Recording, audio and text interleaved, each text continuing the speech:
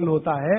और भारत वात प्रकृति का देश है, देशों की प्रकृति होती है वात प्रकृति, क्योंकि गर्मी है, ज्यादा इलाके में गर्मी है, वात प्रकृति का देश है, रुक्ष देश है। चेन्नई जैसे 2-4-10 बड़े शहरों को छोड़ दो जो समुद्र के किनारे हैं, बाकी देश रुक्ष है। रुक्ष माने सूखी हवा चलती है, तो रुक्ष है तो वात ही होगा। तो वात प्रकृति का देश है, इसलिए दौड़ना तो यहां बिल्कुल निषिद्ध है। दौड़ना तो नहीं, रनिंग तो बिल्कुल नहीं, वो ट्रेडमिल पे दौड़े वो भी नहीं, एक्सरसाइजर लाके उस पे भी दौड़े बिल्कुल नहीं। वो कहते हैं कि ऐसे व्यायाम जो स्लो हैं, जिनमें वायु ना बढ़े, तो सबसे अच्छा उन्होंने बताया सूर्य नमस्कार आपके लिए। अब आप चाहे आसन के रूप में माने या उसको व्यायाम के रूप में माने, तो सूर्य नमस्कार आपके लिए सबसे अच्छा है।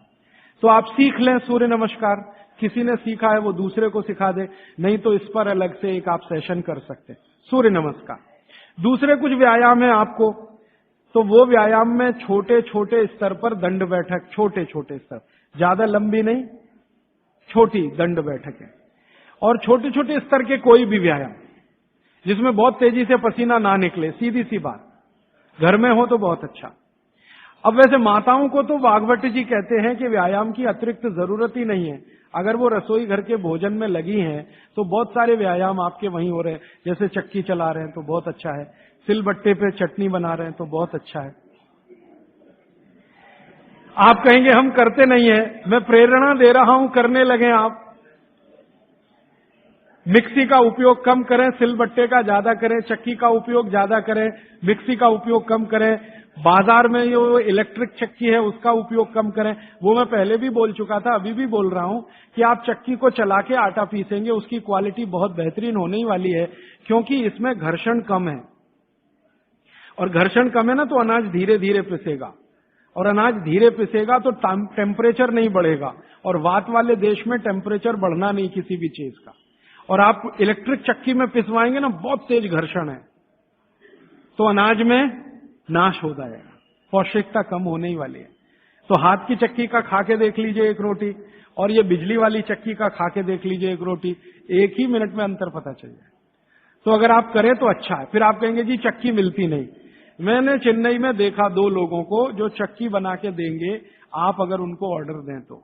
पत्थर वाले लोग यहां हैं, मैं 6 दिन से यहां घूम रहा हूं, सड़क पर दिखाई दिए, तो सिलबट्टा तो है उनके पास, चक्की नहीं है। क्यों नहीं है? वो कहते हैं कोई लेता नहीं तो क्या बनाए, आप लेंगे तो बनाएंगे।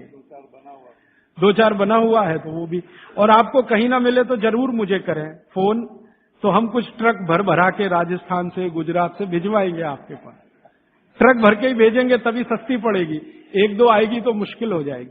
और आप अगर राजस्थान जाते हैं या गुजरात जाते हैं तो एक आध चक्की तो साथ में भी ला सकते हैं ना।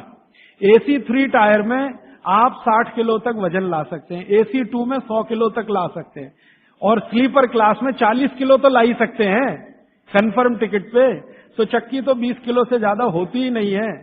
तो आप भी जाएं कभी राजस्थान गुजरात तो 2 चक्की एक आदमी ला सकता है।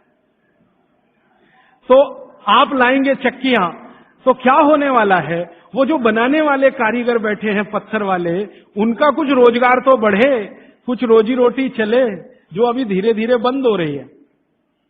और उनकी रोजी रोटी अगर आपने चलाई, तो मैंने आपको सबसे पहले दिन एक बात बताई थी कि आप जिंदगी के अपने सब दुख दूर करिए, दैहिक दैविक भौतिक, और दूसरों के दुख दूर करने में मदद करिए तो मोक्ष मिलेगा। तो आपने चक्की बनाने वाले का भौतिक दुख तो दूर किया, चक्की खरीदी तो पैसा तो मिला, गरीबी कम हुई, रोजगार बढ़ा, तो भौतिक दुख भी अगर आपने कम किया तो मोक्ष की तरफ जा। तो चक्की है, सिलबट्टा है, कोशिश करें तो व्यायाम की अतिरिक्त जरूरत नहीं। और अगर नहीं कर पा रहे हैं तो थोड़ा हल्का फुल्का व्यायाम आप जरूर करें। और बहनों को, माताओं को जो सबसे अच्छा व्यायाम है, भागवत जी कहते हैं फॉरवर्ड बेंडिंग। फॉरवर्ड बेंडिंग माने आगे झुकना। तो जितनी बार आप आगे झुकें, ध्यान रखें कमर से झुकें हमेशा, तो जिंदगी में कभी भी दर्द नहीं आएगा कमर का। आगे कमर को छोड़कर कहीं से भी झुकेंगे तो तकलीफ है। कोशिश करें कमर से झुकें, जितना झुक पाते हैं वहीं तक झुकें, जरूरत नहीं है कि नीचे तक झुकें। हो सकता है कमर से झुकें तो आपके हाथ घुटने तक ही आए, वहीं तक रहने दीजिए, सहज होकर करिए, असहज होकर मत करिए। तो थोड़ा व्यायाम 15-20 मिनट में पसीना आ जाएगा, उतना काफी। फिर उसके बाद मालिश, आपको भी मालिश जरूरी है, क्योंकि आपको भी कफ का असर ना बढ़े और आपका विकृत ना हो। तो आपको भी बच्चों की तरह ये बात ध्यान रखनी है कि सिर की मालिश ज्यादा, कान की भी मालिश ज्यादा, और बाकी शरीर की तो करनी है। और शरीर में सबसे ज्यादा मालिश तलवे की, पांव की। मालिश के बाद स्नान उसी तरह से उबटन आदि से, और फिर भोजन के बाद विश्राम 20 मिनट, फिर आपका काम, फिर रात्रि का माने शाम को 6-7 बजे का भोजन। इस तरह का नियम है पित्त वालों का। और वात वालों के लिए क्या है? जिनकी उम्र 60 के ऊपर है उनके लिए बागवती जी कहते हैं व्यायाम निषेध। जैसे बच्चों को निषेध वैसे उनको निषेध। उनके लिए मालिश बहुत जरूरी, जैसे बच्चों की वैसे वात वालों की। माने बुजुर्ग लोगों को मालिश बहुत जरूरी है, व्यायाम से भी ज्यादा। और मालिश करते समय ध्यान रखना है, सिर तलवे 2 चीज है, और कान भी। तो मालिश आप करें, व्यायाम करें तो बहुत ही हल्का फुल्का करें। लेकिन ये नियम बागवट जी ने नहीं बताया कि आप व्यायाम तब तक करें जब तक बगल में पसीना ना आए, क्योंकि एक उम्र के बाद पसीना बहुत कम हो जाता है। तो हो सकता है 1 घंटे तक भी ना आए और आप करते रहे। ये पित्त और कफ वालों के लिए है, सिर्फ वात वालों के लिए। तो वात वाले तो जीवन में जितने आराम से रह सकें। वैसे तो वात वालों के लिए बागवट जी कहते हैं कि उनको तो एक ही काम है, वो है दिशा निर्देश। बुजुर्गों का एक ही काम है कि घर में बैठे हैं और दिशा निर्देश दे रहे हैं, ऐसा मत करो, ऐसा करो, ऐसा मत करो, क्योंकि उन्होंने जीवन का सारा अनुभव ले लिया और वो अनुभव को मिलाकर आपको दिशा निर्देश कर रहे हैं। बाकी अपना पूजा पाठ, भक्ति वगैरह ज्यादा, क्योंकि इसमें मूवमेंट। बागवट जी बोलते हैं कि वात के लोगों को मूवमेंट सबसे कम होने चाहिए। तो ज्यादा भाग दौड़ नहीं, ज्यादा इधर उधर नहीं, आराम से सहजता से जितना होता है अपने शरीर को बचाते हुए उतना। तो मैंने कोशिश की कि आपको 1-1.25 घंटे में तीनों प्रकृति के लोगों की दिनचर्या बता सकूं। अब 30 तारीख को मैं थोड़ा कंक्लूड करूंगा तो कुछ बातें इसमें आ जाएंगी।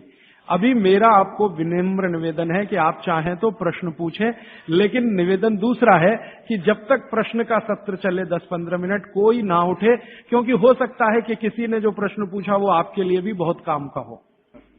मेरे पास एक स्लिप आ गई है लिख के, जरा इसको मैं बता दूं। मनुष्य के मूत्र का महत्व क्या? ये प्रश्न है। कल मैंने गोमूत्र का महत्व बताया था ना, तो मनुष्य के मूत्र का महत्व क्या? मनुष्य का मूत्र भी औषधि के रूप में काम आता है, और बागवट चिकित्सा में उसके लिए 2 सूत्र हैं।